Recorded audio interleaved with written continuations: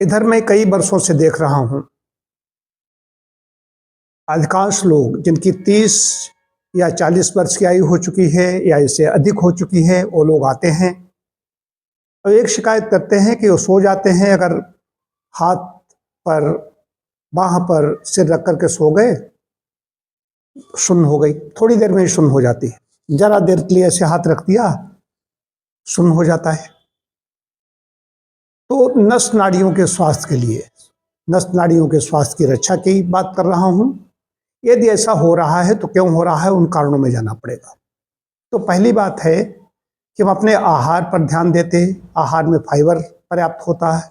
शाकाहारी आहार जो हम लेते हैं, शाकाहार में फाइबर वैसे ही होता है, लेकिन फाइबर अतिरिक्त लेने के लिए हमें थोड़ा सलाद लेना पड़ेगा, कुछ पत्तेदार सब्जियों का, भाजियों का सेवन करना पड़ेगा, रोटी चोकर युक्त आटे की खानी पड़ेगी।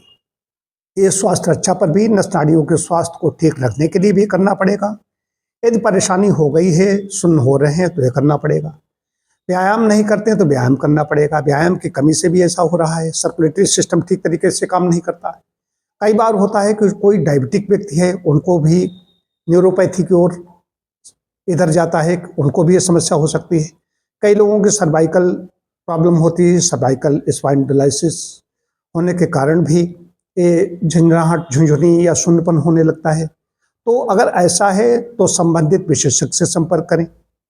लेकिन पहले ही इतना ध्यान रखें कि जिनको शुगर नहीं है, जिनको सर्वाइकल संबंधी कोई समस्या नहीं है, उनका भी अगर ऐसा हो रहा है तो ठीक तरह से समझ लीजिए कि ये सर्कुलेटरी सिस्टम का, जो रक्त संचरण का रोग है, ठीक तरीके से रक्त संचरित नहीं हो रहा है रक्तवाहिकाओं में, उसकी वजह से सुन्नपन हो रहा है। तो एक तो व्यायाम शुरू कर दें। व्यायाम में ये नहीं कि खाली बहुत भारी भरकम कहीं वेट लिफ्टिंग करना शुरू कर दें। व्यायाम में एक एक अंग का व्यायाम करना है। पैरों के अंगुलियों से लेकर के सिर तक, कानों तक चले जाएं, छोटे छोटे अंगुलियों का, इनका सबका व्यायाम करना पड़ेगा। और फिर इसके साथ बड़े व्यायाम भी हैं, तो उसमें योगासन बहुत अच्छा है। नर्वस सिस्टम के लिए योगासन बहुत अच्छा है। थोड़ा टहलें, थोड़ा दौड़ें, जॉगिंग करें। ये 30-40 साल के हैं तो युवा हैं, तो वो एक करेंगे। इसके साइकिलिंग कर सकते हैं, स्विमिंग कर सकते हैं, और भी जो करना चाहे अपने ढंग से कर सकते हैं। समय समय पर मालिश करेंगे, मालिश करने से भी सर्कुलेटरी सिस्टम बहुत अच्छा रहता है।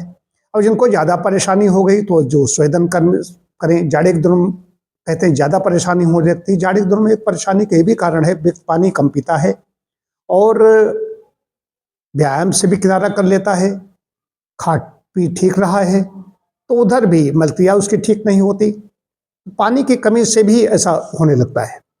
इसके अलावा और भी समस्याएं होती हैं, उनमें नहीं जाना चाहता। बात झुंझुनी की हो रही है, सुन्नपन की हो रही, झंझनाहट की हो रही, हाथ पैरों की, तो इसके लिए सिर्फ यही है कि स्वेदन, स्टीम बाथ, यदि आप ऐसे शहर में रह रहे हैं कहीं पर भी, तो जगह जगह स्वेदन कक्ष हैं, स्वेदन यंत्र हैं, बाष्प बनाने की मशीनें हैं, वहाँ पर जाकर के ले सकते हैं। कई लोगों ने बड़े बड़े जो घर हैं उन्होंने अपने घर में भी व्यवस्था कर रखी है। तो ऋतु में, जाड़े की ऋतु में कम से कम एक बार तो अपना स्टीम बाथ जरूर ले लें।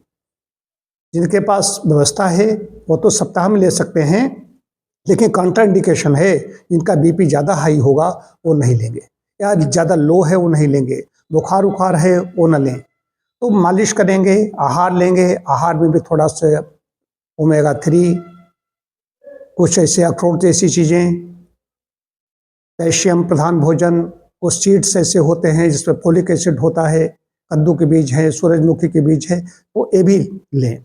नट्स भी लें, सीड्स भी लें, और जो मैंने फाइबर की बात बताई, इतना करेंगे तो इससे आराम मिलेगी।